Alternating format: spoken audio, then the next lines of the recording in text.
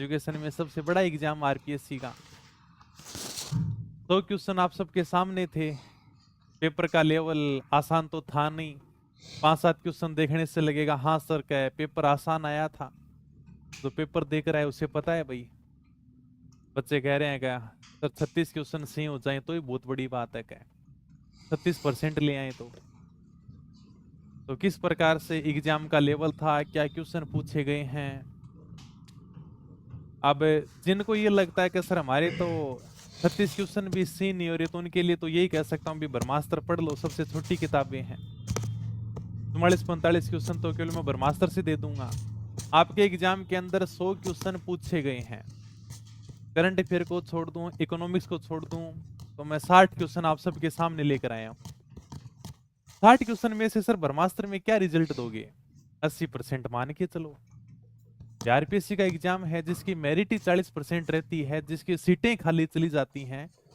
वहां पर अगर 50-50 पेज की किताबें आपको अगर 80% रिजल्ट दे रही हैं तो और क्या चाहिए आपको। बहुत बड़ी बात है। प्रत्येक एग्जाम के बाद में अपन ब्रह्मास्त्र का तहलका लेके आते हैं। ठीक है, तो हाँ उम्मीद करो सारा बढ़िया होगा। ठीक है भाई मुकेश, देख लेते हैं किस प्रकार से एग्जाम में क्वेश्चन पूछे गए हैं। बाकी आजकल ट्रेंड ऐसा चल रहा है कि आरपीएससी 40% ही लाने नहीं दे रही है। कर्मचारी चयन बोर्ड 80% से ऊपर मेरिट लगा रहा है। चलो देखते हैं भाई, क्वेश्चन की थोड़ी सी बात कर लेते हैं। सबसे पहले राजस्थान भूगोल की बात करते हैं। 26 क्वेश्चन आप सबके सामने थे राजस्थान भूगोल के। हाँ लेकिन एक बात मैं कह सकता हूँ भाई, इस प्रकार का पेपर नहीं था कि तुम मतलब 36 क्वेश्चन भी सही नहीं कर पाओ। इतना तो था। मुझे नहीं पता है कि तुम्हारे 36 क्वेश्चन कैसे सही नहीं हो रहे हैं। लगभग यानी कि 90% बच्चे यही कह रहे हैं कि हमारे तो 36 क्वेश्चन भी सही नहीं हो रहे हैं। अब मैं आप सबके सामने देख लो, 24 क्वेश्चन तो यहीं से दिखा दूंगा मैं राजस्थान भूगोल के। और फिर तुम्हारे सामने कितने क्वेश्चन और बच गए? 75 क्वेश्चन और बच गए। क्या तुम 10 क्वेश्चन सही नहीं कर सकते 75 में? भूगोल के अंदर ही सही कर दोगे। चलो विकल्प पेपर हुआ था, थोड़ा सा एनालाइज कर लेते हैं। एक तरफ आपके परियोजनाएं दे रखी हैं, दूसरी तरफ स्थान दे रखे हैं। सारे के सारे मैंने चारों के चारों स्थान लिख रखे हैं। पेज नंबर 73 के ऊपर जाना, सारे के सारे स्थान आपको मिल जाएंगे और सेम टू सेम यहीं से उठाया है। ये आपका मेडटेक मेडिकल डिवाइस पार्क रहा बोरानाडा के अंदर। ये आपका sports food and toy zone रहा खुसखेड़ा के अंदर। और ये आपका इंटीग्रेटेड रिसोर्ट रिकवरी पार्क रहा जमुआ रामगढ़ के अंदर। और इसके आगे एक और लिखा हुआ है agro and food processing zone, ये इस साइड में लिखा हुआ है। पेज के अंदर ही मैंने थोड़ा सा स्क्रीनशॉट लिया, यहाँ पर लिखा हुआ है, चारों के चारों लिख रखे हैं। आपको केवल इसमें से एक दो पता थे ना तो भी आपका राइट आंसर आराम से निकल जाएगा। ओके भाई, सुमेलित करना है भाई। एक भी आपको पता है कि सर्वाधिक उत्पादन किसका होता है तो भी आप राइट आंसर कर दोगे। सबसे पहले चलो चावल की बात कर लो। चावल सर्वाधिक कहां पर होता है? सर बूंदी में होता है। बस आपका राइट आंसर निकल जाएगा। चावल सर्वाधिक होता है बूंदी में, मतलब फर्स्ट में आएगा सी। फर्स्ट में सी आती है, आपका राइट आंसर ये रहा। ओके, कोई दिक्कत नहीं है। चले, बाजरा अपने बाड़मेर में हो जाएगा। कौन सा दर्रा सिरोही और गोगुंदा को जोड़ता है? वैसे इसमें गलत लिख रखा है। ये हाथी गुड्डा नहीं होता, ये हाथी दर्रा है भाई। हाथी गुड्डा नहीं है, हाथी दर्रा है। ये उदयपुर के अंदर है। यह पिंडवाड़ा सिरोही से उदयपुर की ओर जाने वाले मार्ग के ऊपर है। और यहाँ पर ये जिन्होंने हाथी गुड्डा की नाल दे रखा है ना, ये अपने कुंभलगढ़ किले के पास में है, जो पाली और राजसमंद को जोड़ने का काम करता है। और पैसे ऑप्शन के हिसाब से बात करें, हाथी हाथी नाम मिला होगी तो आप इस 4 नंबर को राइट आंसर कर सकते हो। बाकी ये सही नाम नहीं है, हाथी गुड्डा नहीं होगा, यहाँ पर हाथी दर्रा होगा। हाथी गुड्डा की नाल एक अलग दर्रा है। ठीक है, 2023 में जो शीर्ष निर्यात वाली वस्तुएं हैं उनके अंदर सबसे पहले आती है इंजीनियरिंग की वस्तुएं, मतलब अभियांत्रिकी वस्तुएं। 1 नंबर पर यही हो जाएगा। 2 नंबर पर रतन आभूषण होगा, 3 पर धातुएं हैं, 4 पर कपड़ा, 5 पर हस्तशिल्प है। अभियांत्रिकी मतलब इंजीनियरिंग वस्तुएं। आगे चलते हैं। अच्छा, आपको सोलर वाले पार्क बताने थे। सोलर पार्क कहां पर लगे हुए हैं, सोलर वाले स्थान कहां कहां पर हैं। ठीक है, तो सोलर पार्क इसमें आपको 2 दे रखे हैं, एक तो बड़ला है, एक आपके फतेहगढ़ है जैसलमेर के अंदर। ये पेज नंबर 106 पर मिल जाएंगे। और बाकी देवगढ़ सोडा जैसलमेर के अंदर भी है, पवन ऊर्जा वाले हैं। सी डी आपका राइट आंसर हो जाएगा। मानसून के मौसम में जून सितंबर में 40 सेंटीमीटर की समवर्षा रेखा कहां से गुजरती है? ये पेज नंबर 16 पर रहा। और ये पूरा का पूरा मैप दे रखा है। 10 सेंटीमीटर ये रही, 20 सेंटीमीटर ये रही, 30 सेंटीमीटर ये रही, और ये आपकी 40 सेंटीमीटर रही, जो आपकी शुरू हो जाती है झुंझुनू, सीकर, अजमेर, जयपुर, राजसमंद की तरफ। ये आपकी 40 सेंटीमीटर रही, सीधी की सीधी। शुरुआत के दोनों जिले पूछ रखे हैं, झुंझुनू और सीकर, आपका राइट आंसर हो जाएगा। किस सिंचाई परियोजना में केवल ड्रिप फुहारा सिंचाई पद्धति के द्वारा सिंचाई की जाती है? बहुत इजी है, नर्मदा नहर परियोजना। बहुत इजी है, तो कई बार एग्जाम में पूछी गई है। पहली सिंचाई परियोजना है जहां पर फुहारा पद्धति के द्वारा, ड्रिप सिंचाई के द्वारा यहाँ पर सिंचाई की जाती है। ये एकदम वैसे क्वेश्चन पूछ लिया भाई, 10 रुपए का बिस्कुट कितने में आता? 10 रुपए में आता है भाई। तो सीधा सा पूछ लिया अभी का, कोपेन के जलवायु वर्गीकरण के अनुसार BSHW प्रकार के जलवायु कहां पर पाई जाती है? तो BSHW जलवायु BSHW के अंदर ही पाई जाती है। ओके, ये तो फोकट के नंबर है। एरिडिसोल मृदा कहां पर पाई जाती है? चूरू झुंझुनू में पाई जाती है एरिडिसोल मृदा। ये आपका रहा एरिडिसोल मृदा, जो कहां पर पाई जाती है? चूरू, सीकर, झुंझुनू के अंदर पाई जाती है। 4 नंबर इसमें राइट आंसर होगा। एंटीसोल पाई जाती है पश्चिमी राजस्थान में। कौन सा जिला और झीलों का युग्म सम्मिलित नहीं है? टोरडी सागर टोंक के अंदर है, और एक कौन सी दे रखी है? बुध झील, ये अपने जैसलमेर के अंदर है। ओके भाई। जापानी बाह्य व्यापार संगठन है, जापानी पार्क, जापानी जोन कहां पर लगे हैं? नीमराणा के अंदर लगे हैं, यहां पर ये स्थापित किए गए हैं। इजी प्रश्न था। आरक्षित वनों का परसेंटेज 56.55%। तो इसके अंदर अगर राइट आंसर करोगे तो 3 नंबर आपका राइट आंसर निकलेगा। लूणी बेसिन अथवा गोडवाड़ क्षेत्र में कौन सा जिला समूह सम्मिलित है? सबसे पहला ये आपका गोडवाड़ प्रदेश या लूणी बेसिन। इसमें आपका पाली जिला आता है, जालोर आता है, और एक आपका दे रखा है बिलाड़ा, जोधपुर जिले में फैला हुआ है। तो जोधपुर, पाली, जालोर आपका राइट आंसर हो जाएगा। पहली लाइन ये है, गोडवाड़ प्रदेश लूणी बेसिन, पेज नंबर 8 पर मिलेगा। Okay, happy birthday. मेरा कोई बर्थडे नहीं है भाई। 2011 में राजस्थान की ग्रामीण साक्षरता दर कितनी थी? राजस्थान की ग्रामीण साक्षरता कितनी है? 61.44%। ये 61.44%। हाँ, राजस्थान के कितने जिलों की कुल जनसंख्या 2011 की जनगणना के अनुसार 50% से अधिक जनसंख्या अनुसूचित जनजाति की थी? ये रही सर्वाधिक अनुसूचित जनजाति परसेंट वाले जिले। बांसवाड़ा की 50% से ज्यादा है, डूंगरपुर की 50% से ज्यादा है, प्रतापगढ़ की 50% से ज्यादा है। 3 जिले हो गए। उदयपुर की 50% से कम है। कितनी है सर? 49.71% है। इसमें आपका राइट आंसर हो जाएगा। 3 जिले ऐसे हैं जिनके अंदर अनुसूचित जनजाति का जो परसेंटेज है वो 50% से ज्यादा है। सबसे छोटी अपनी आती है राजस्थान भूगोल की किताब, 100 पेज की किताब लेके घूम रहे हैं, देख लो। सबसे बड़ा एग्जाम था तुम्हारा प्रोफेसर का, असिस्टेंट प्रोफेसर का एग्जाम था। बड़ी बड़ी किताबें पढ़ो, पढ़ते हो तुम, इतनी याद रहती हैं, इतनी, फिर कहते हो कि सर 36 क्वेश्चन सही नहीं हो रहे।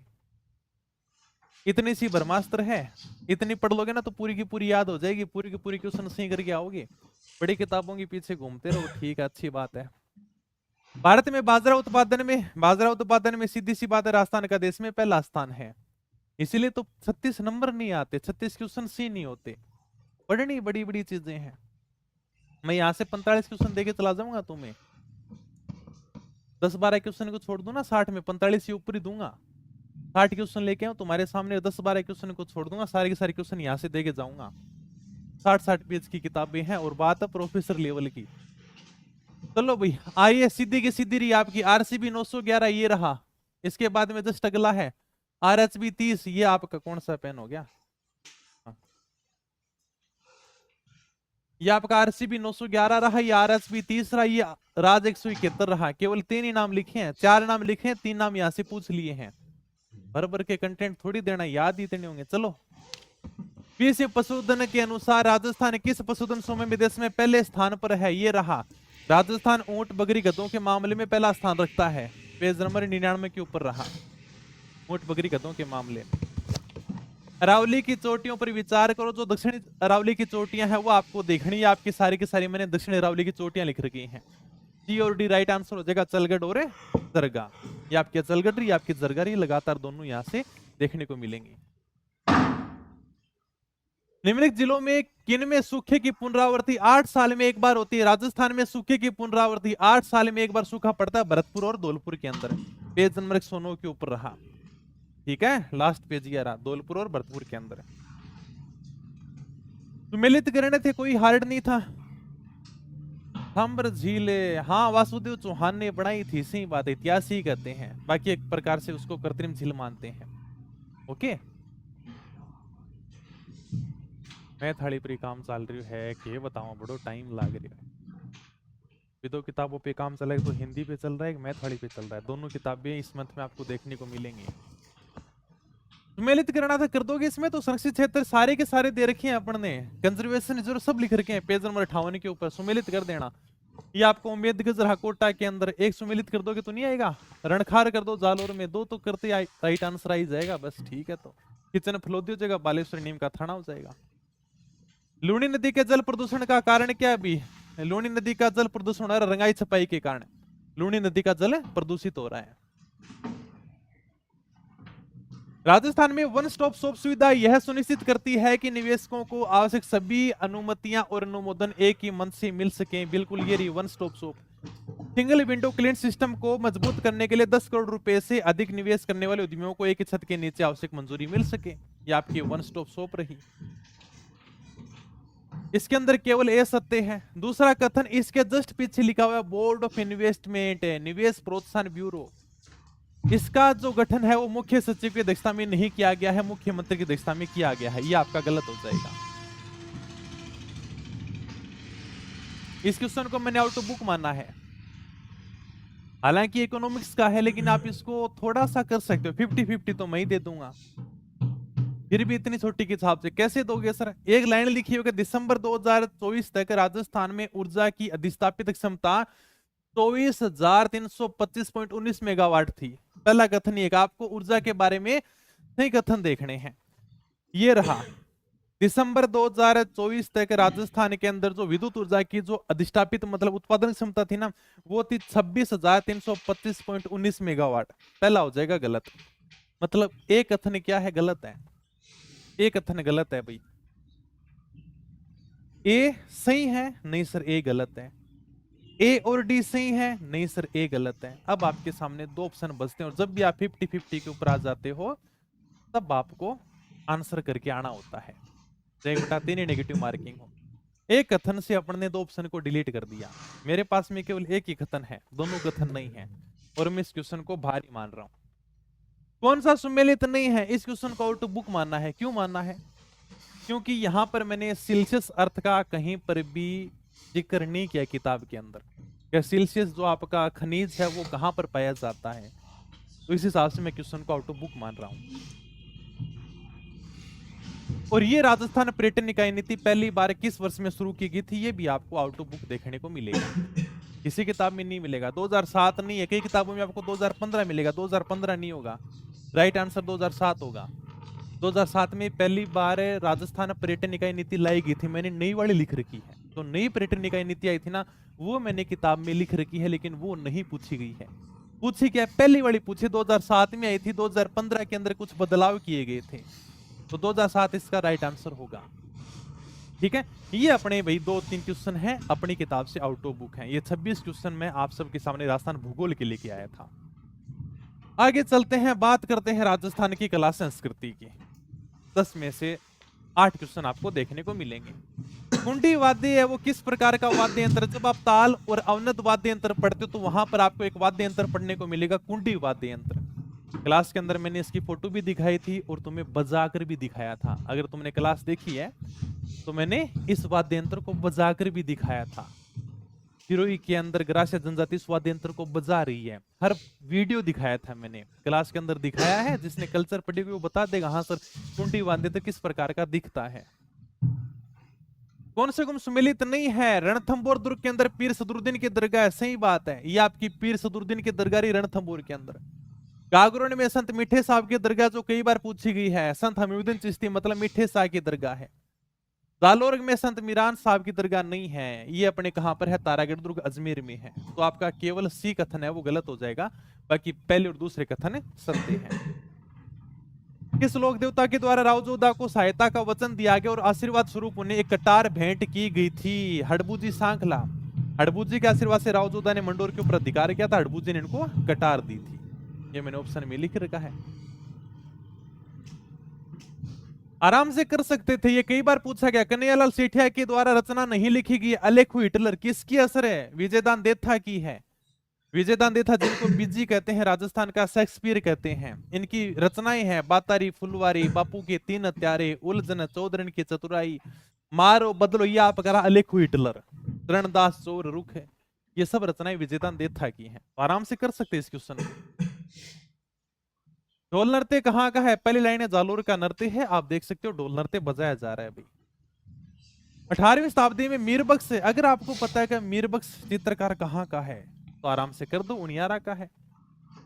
बस हालांकि सीधा नहीं लिख रखा, अगर राम सीता लक्ष्मण हनुमान जी का चित्र बनाया है।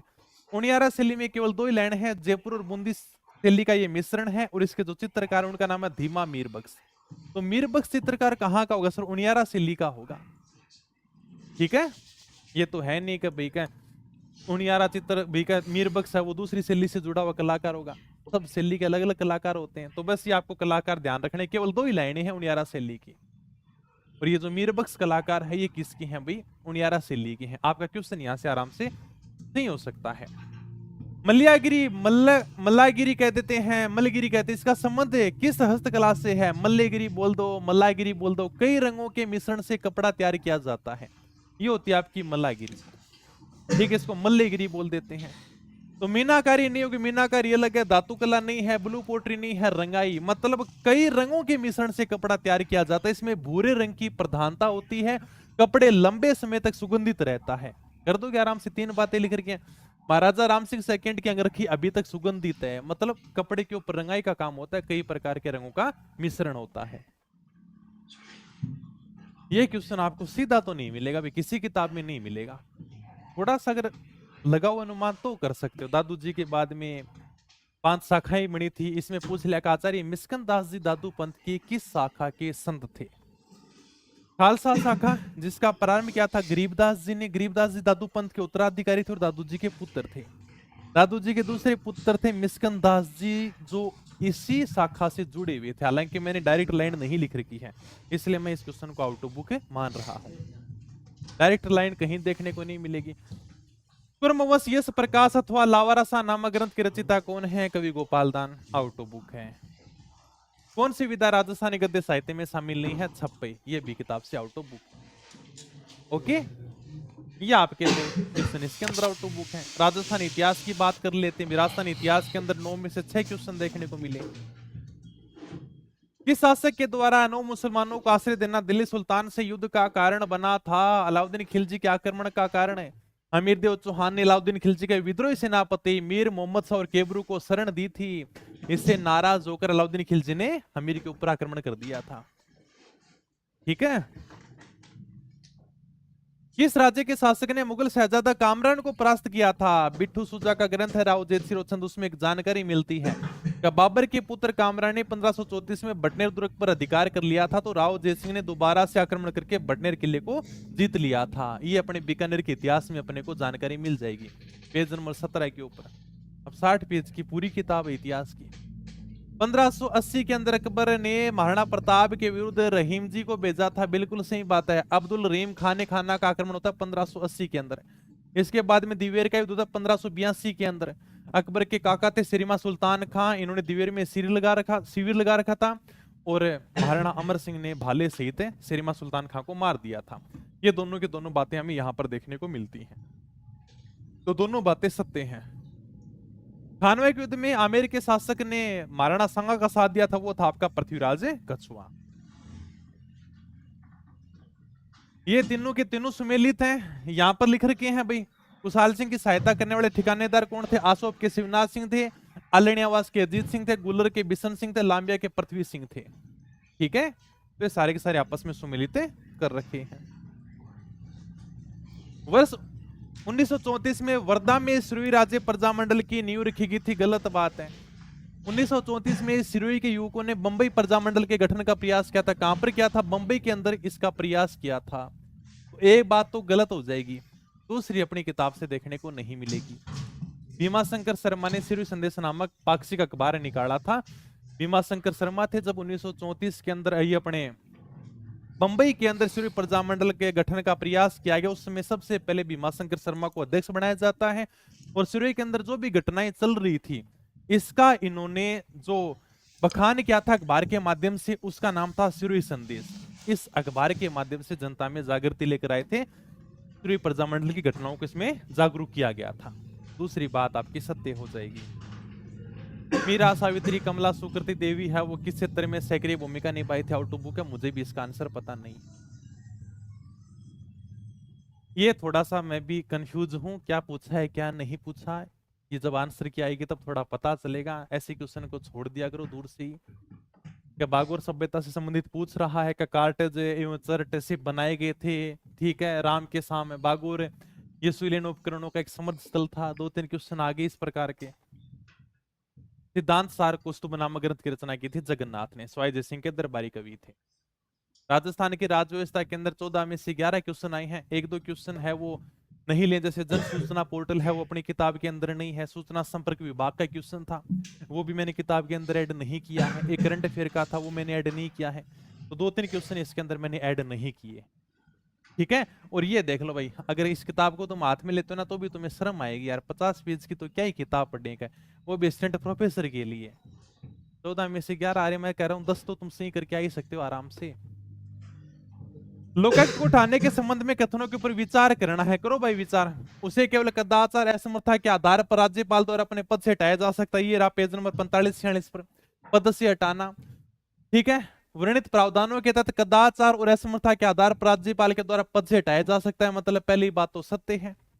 दूसरी कह रहा है ऐसे मामले में जांच करवाई जाएगी। दूसरी लाइन ये, हटाने से पहले राज्यपाल ऐसे व्यक्ति से जांच करवाएगा जो उच्चतम न्यायालय का न्यायाधीश हो या किसी उच्च न्यायालय का सेवार्थ या सेवानिवृत्त मुख्य न्यायाधीश हो। आगे ये लिख रखा है, और यहाँ पर थोड़ी सी गड़बड़ कर दिया, किसी उच्च न्यायालय का न्यायाधीश नहीं होना चाहिए, मुख्य न्यायाधीश होना चाहिए। इसमें केवल कथन पहला सी होगा। राजस्थान राज्य मानवाधिकार आयोग के किन विषयों पर स्व संज्ञान कार्रवाई कर सकता है? बड़ा इजी क्वेश्चन था, थोड़ा कर सकते हो तुम।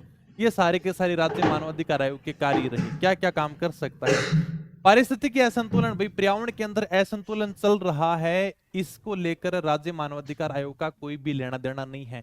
राज्य मानवाधिकार आयोग है वो मानव के अधिकारों से संबंधित सारे के सारे काम करता है। ये मैंने पूरे के पूरे कार्य क्षेत्र लिख रखे हैं, जिसके ऊपर वो मानव के अधिकारों के उल्लंघन होने पर स्वतः संज्ञान ले सकता है।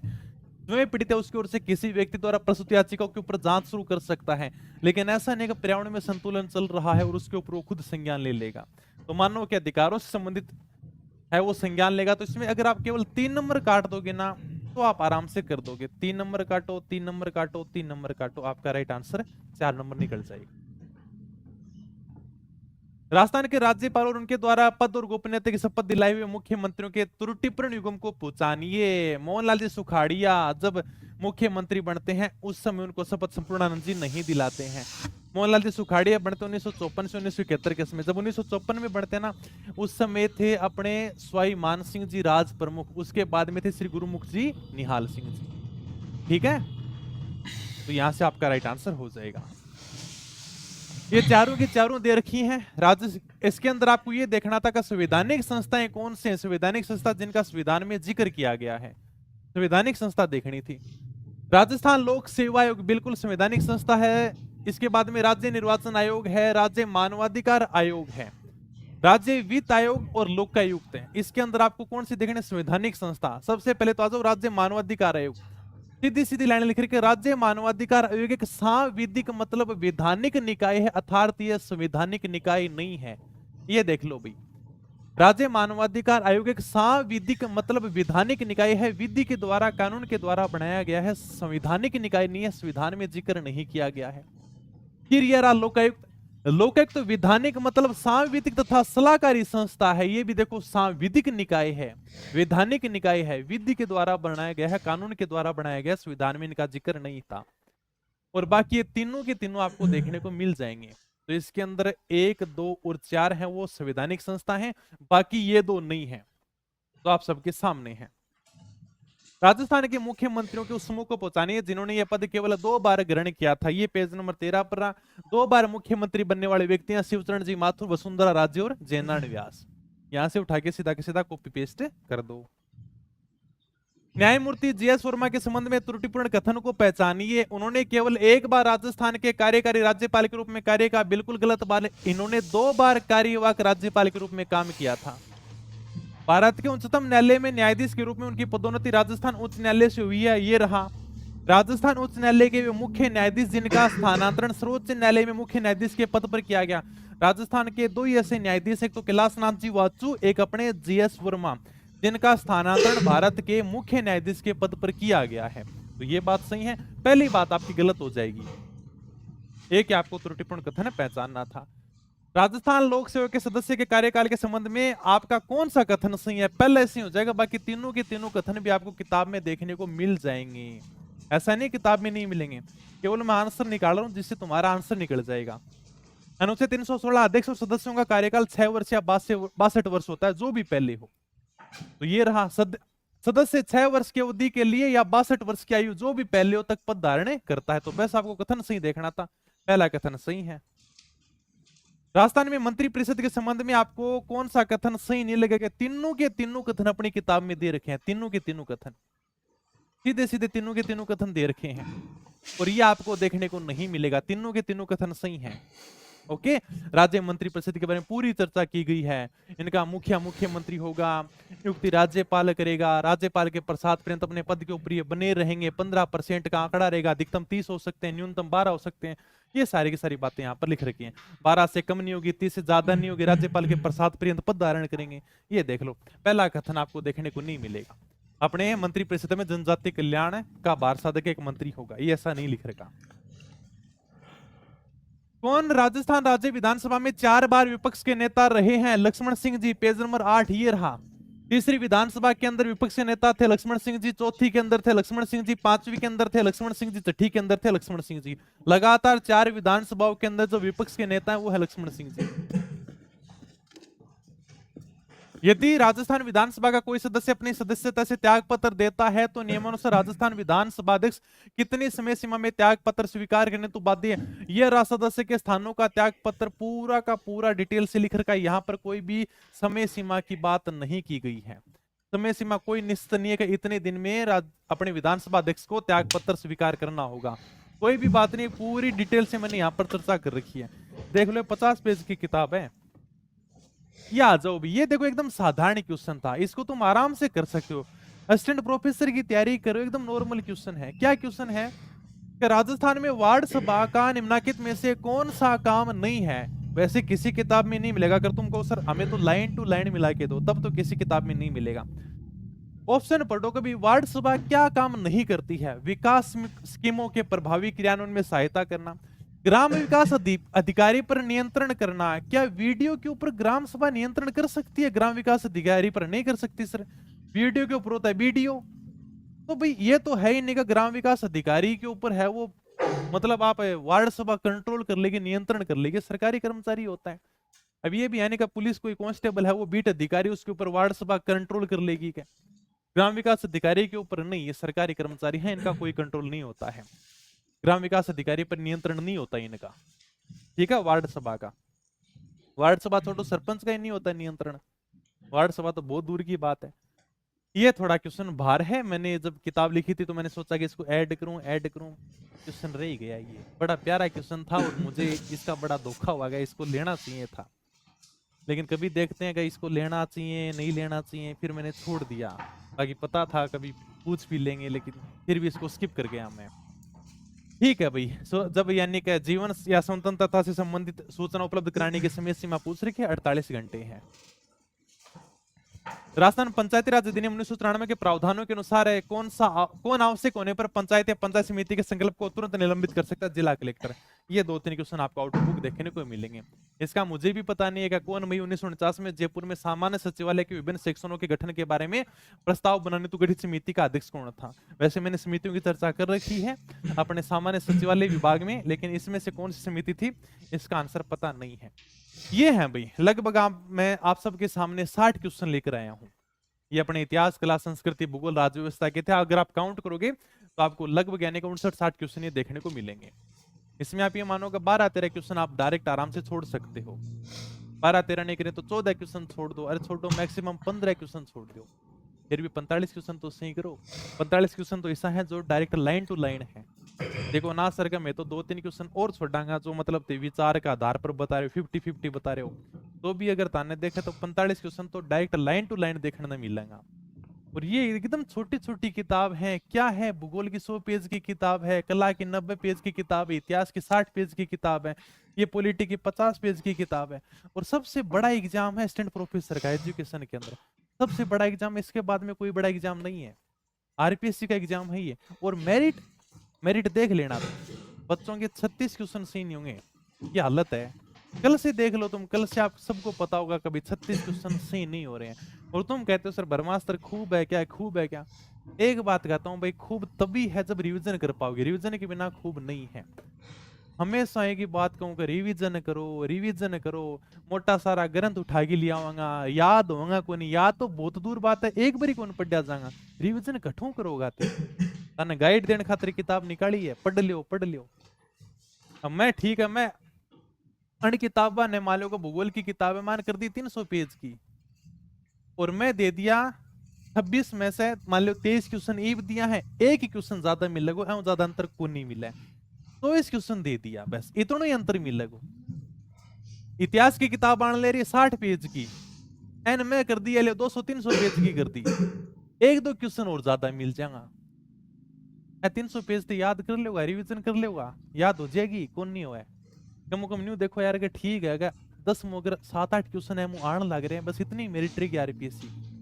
और बाकी अगर देखो कर्मचारी चयन बोर्ड के 100% क्वेश्चन देवा जी दी मेरिट 80% जावे में, तो तुम मेरिट देखा करो, अपनी इतनी मेरिट रहती है, उससे ज्यादा ब्रह्मास्त्र रिजल्ट दे रही है, और अपने को क्या ही करना है, बस इतना ही पढ़ना है। रिविजन करो भाई, रिविजन के बिना कुछ नहीं है।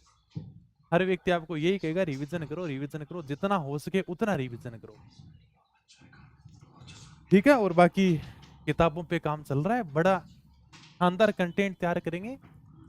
जब मार्केट में तुम्हारे लिए किताब लॉन्च करेंगे तो बस उसके बाद में तुम्हें कुछ भी देखने की जरूरत ना पड़े। हिंदी के ऊपर काम चल रहा है, मैथ के ऊपर काम चल रहा है, जल्दी आपको ये दोनों किताबें देखने को मिलेंगी इस मंथ के अंदर। मैथ की तो आने वाली है, बस फाइनल उसके ऊपर काम चल रहा है। ओके, इसलिए टाइम लग जाता है, बहुत मेहनत करते हैं और भी लगे रहते हैं।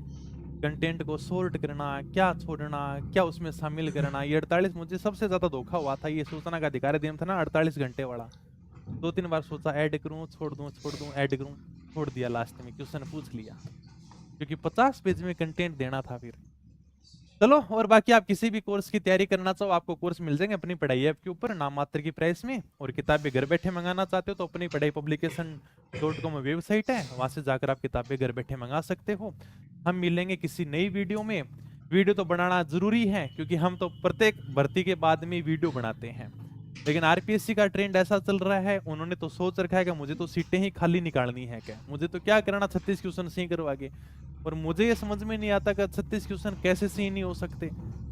मतलब 45 क्वेश्चन भी अगर मान के चले, छोटो यार 40 तो कर सकते हो, 40 क्वेश्चन तो इनमें से सही कर सकते हो तुम, फिर भी तुम्हारे बाद में 40 क्वेश्चन और बचते हैं। करंट अफेयर के थोड़ा बहुत तो पढ़ा होगा, प्रोफेसर की तैयारी कर रहे हो तो मैं तो मानता हूँ कि 50 क्वेश्चन इसमें आराम से सही किए जा सकते हैं। 100 क्वेश्चन में से 50 क्वेश्चन तुम सही कर सकते हो, और इतनी मेरिट नहीं रहेगी। आप खुद देख लेना, इतनी मेरिट नहीं जाने वाली आरपीएससी की। 40-45 जिसके क्वेश्चन सही हो रहे हैं उसकी तो बल्ले बल्ले है। ठीक है, फिर मिलते हैं किसी नई वीडियो में, तब तक अपना ध्यान रखना, मस्त रहना। धन्यवाद, थैंक यू, जय हिंद, जय भारत।